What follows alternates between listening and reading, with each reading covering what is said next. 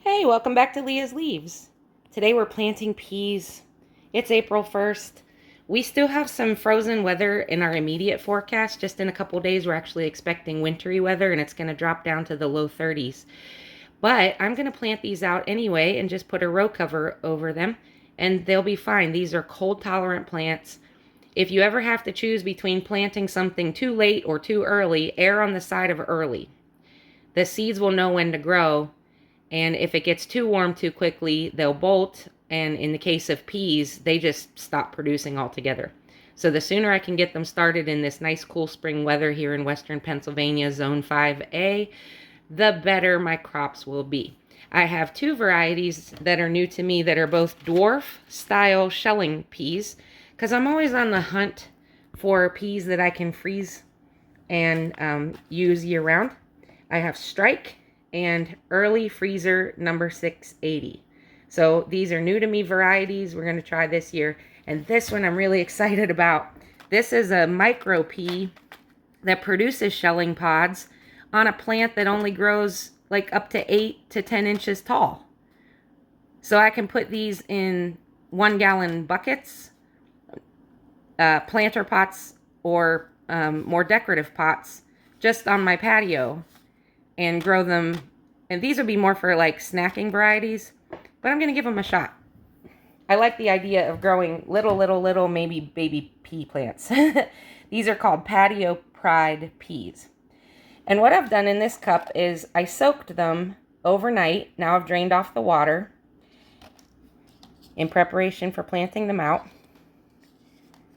And soaking them just starts to expand and wear down that seed coat to speed germination. That's all it does. It's not a necessary step, especially if you have rain in the forecast and you can keep your soil fairly moist the first few days, but it does maybe take a day or two off of the germination cycle. All right, here we are in the yard. You can see the bottom layer is a bunch of newspaper cardboard because I'm prepping an above ground no-till space. But to my right, which you'll see in a minute, is my Greenstalk. It's my Rusted Garden Homestead red Greenstalk, which I love. And we're gonna plant those little micro variety Patio Pride peas in the pockets of our Greenstalk. In front of you in the green bucket, I have 4 things of interest.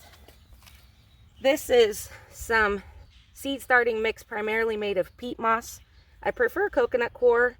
I happen to use all of mine up, and this is what I had left. And I'm a big believer in using what you have. So that's what I'm going to do today. I have some perlite.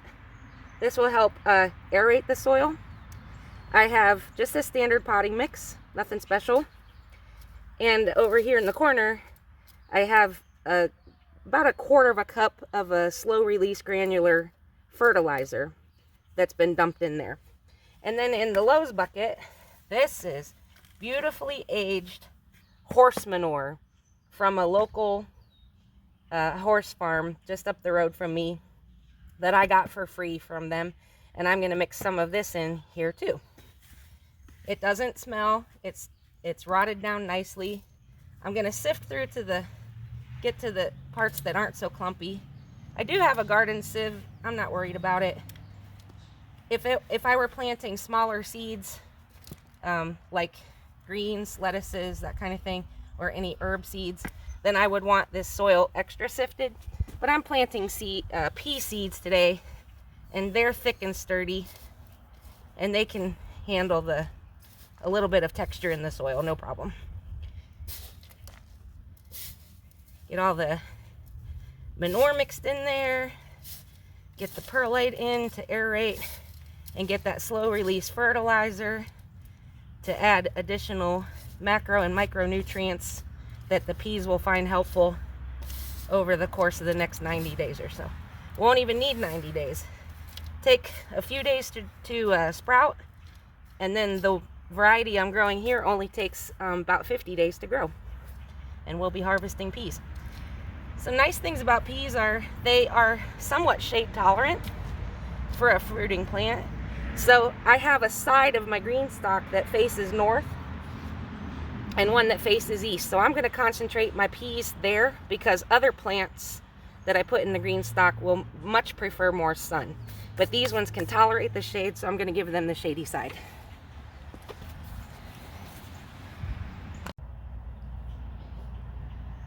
I'm going to show you quickly just a habit I have. It makes my garden look terrible in the off season, but when the growing seasons are done, I don't pull out last year's plants. That right there, that root system, that's been breaking down in the off season and replenishing the soil with macro and micronutrients and like nitrogen and such. And the same is true with the peas. When I'm done growing peas in this Greenstalk, I'm going to leave the plants in there. They'll break down over the winter. They'll add nitrogen back into the soil, and whatever I plant in that pocket next year will have a good head start. I'm going to say a word about nitrogen fixing. You read a lot of blogs, magazines, even professionally published books, you know, high color, coffee table style, really pretty books on gardening that will tell you you should plant peas with all these other things that really need a lot of nitrogen because they're nitrogen fixers. Let me explain what that actually means. Peas are plants that produce leaves and green stems and green fruit while they're growing. So they're not putting nitrogen in the soil yet because they're busy taking nitrogen from the soil. They're growing and they need nitrogen to produce the leaves, to photosynthesize, to produce the rest of the plant so that they produce blooms, so that they produce fruit. So the peas need nitrogen now. It's later, after they're done fruiting and their life cycle has ended, that you can leave them in the ground, pull them up and chop them up and mix them back into the soil or anything like that. And they will add nitrogen back in as they break down over the off season. Sorry, just as in the middle I was filming, I got a phone call coming in. I'm like, no. I hope it didn't interrupt what I was doing or I lost my train of thought. But the point is, yes, peas are great nitrogen fixers, but they're nitrogen fixers for the next time you plant in the soil. Right now, they're using nitrogen because they're an actual normal plant, okay? So just keep that in mind. You can go ahead and plant things that need nitrogen, like your leafy greens and your brassicas. They all need a lot of nitrogen. You're going to have to amend your soil and put, you know, some blood meal in to replenish. Is it bone meal or blood meal? I get them confused. The one that adds nitrogen back in, you're going to want to amend your soil with that. Or use, like I am, a slow release fertilizer. And then maybe use a liquid fertilizer every once in a while when you're watering your plants throughout the growing season to add nitrogen back in.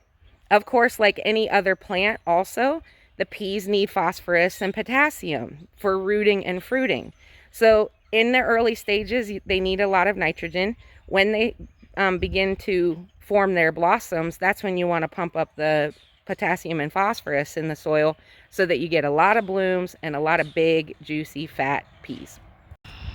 Okie dokie. So I've just gone in and done this. I'm just fluffing up last year's soil so that I can mix in the newly amended. I'm going to pull out some of these rough bits. Just leave the smaller stuff.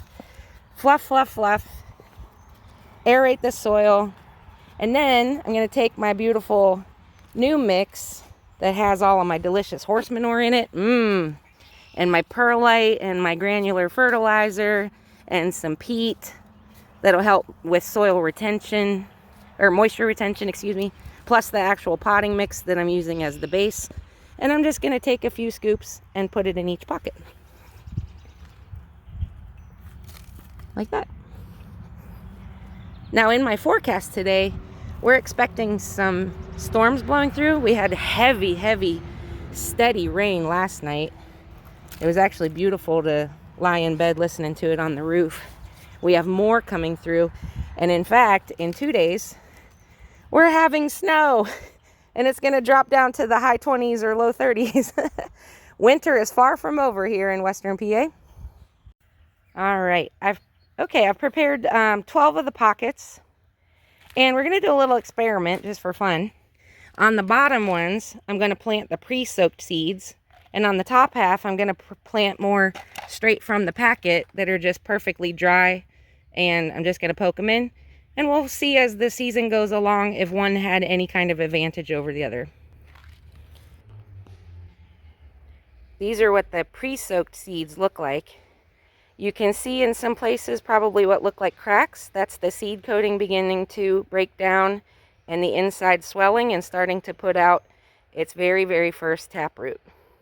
I soaked these just overnight and then drained off the water and re-moistened them later in the day. If you soak them too long, then they get mushy and they could possibly rot, or the taproot could come out and drown because they need oxygen. So don't soak them any more than you need to. 8 to 12 hours. 12 hours, I would say at the most, is all it really needs. You could even get away with as little as 4 to 6 to give it a little bit of a head start. When you plant any kind of pea vine, whether you're planting the dwarf type like I am here, or the bush types or the vine types, you can plant them very close together, 1 to 1.5 inches spaced. And if you're planting in rows, you would keep them maybe 2.5 to 3 inches maximum. They just grow on a slender vine. The central stalk will be strong enough to hold up the dwarf plants, but you don't need a whole lot of space. And in fact, if you plant them too far apart, then you run the risk of the soil surface drying out too much. When you plant them close together, the foliage helps to produce something of a shade, which the roots of the plants will appreciate. Peas don't like warm soil. They thrive in cooler conditions. They can germinate in soil as low as 40 degrees. Okay, of the pre-soaked ones, I had enough to put 4 in a couple pockets and 3 in all the rest. I have 1, 2, 3, 4 in this one. I started doing some triangles up higher, which is fine. They're about a little over 1 inch apart. Now plenty of room to grow. And what I'm going to do is I'm going to poke them down about 3/4 of an inch. If I need to take another handful of soil to cover them up at the end, I can. 3/4 of an inch at the most. These pre-soaked ones, they're going to pop in a couple of days. They're going to come up so fast. I'll publish an update and let you see the progress. This is the dry seeds. You can see they're significantly smaller than the pre-soaked ones. And we'll find out how much of an advantage that gives. My guess is they'll get a few days head start. The nice thing about this little micro variety, Patio Pride, I got them from Roar Seeds, I'll put a link in the description, is they only take about 50 days to grow. So they're a very quick growing crop. I can have these grown, and I'm not even to the point yet in my growing season where I can put my tomatoes, peppers, and eggplants out. It won't be warm enough yet when these are done. It's pretty funny to plant seeds when you have ADHD. I was just like sitting here poking, I'm counting, I'm putting, 1, 2, 3, 4, 1, 2, 3, 4. I jumped up here because it was in front of my face, 1, 2, 3, 4, 1, 2, 3, 4. And then I jumped back down here, 1, 2, 3, 4. And then I suddenly couldn't remember, wait, did I put any in here or not? I had to dig through and find out. That's how quickly my short-term memory fails me. So that pocket may have none, or they may have 6. That one definitely has some. I'm pretty sure they all have peas in them now. But anyway, I'm going to err on the side of having too many instead of too few. I still have a few left in the packet. So what I'm actually going to do before we water this in is add 1 more pea to every pocket, because there's plenty of space in these pockets. And these are little plants. So I can go ahead and plant them in a high intensity style and just get a little more food. All right, last thing we'll do is water these in. I've got a little container of some recently caught rainwater. And I'm not going to add too much, just a little to kind of help the soil settle. Because like I said, we're expecting more rain. And they'll get plenty. The Greenstalks are great with drainage, sometimes too great. Like you really have to stay vigilant with the watering because they can dry out, just like any container. You always need to be mindful of the fact that anytime you're... Let me switch over here. Let me switch over here so you see my beautiful face. Anytime you're planting in any kind of container, it will dry out above ground faster than the soil in ground will. So you always want to keep up on your watering, okay? But anyway, those things are gonna pop. Another phone call. People, it's Leah's leaves you're interrupting. Quit. I can't help it, I'm just that popular. Anyhow, I'm gonna plant some other peas now. I have those two other varieties I showed you. Got my early freezer 680 and my strike peas. Look at that picture though. I sure hope my peas look like that. And I'm gonna clear out a couple of containers that I grew peas in last year. Like I said, I know it looks like a mess, but I leave those plants in there so that their roots are breaking down and adding nutrition to the soil in the off season. I'll pull out all that growth, I'll top it up with my new soil and mix it in with last year's soil, and it will be so delicious, healthy, nutrient dense soil for these peas to grow in. These are the strike variety. You can see how they're doing since they soaked. Little pre-sprouting going on, which is nice.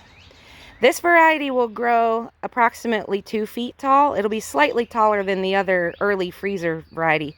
So in my container, I added a little bit of a trellising system for some support. It really isn't that necessary. What this will do is as they get bigger, it'll just keep them from flopping over onto the ground so that water doesn't splash up and maybe cause like powdery mildew problems on the leaves or something like that. I wish you guys had smell-o-vision whenever I pulled last year's plants out of that bucket, and that rich, delicious loam. It smelled so good. It smells like life, guys. And there's bugs in there, and I saw a worm in there in the grow bag, which is great. But I think it came from the manure, which is fine. It's gonna be awesome.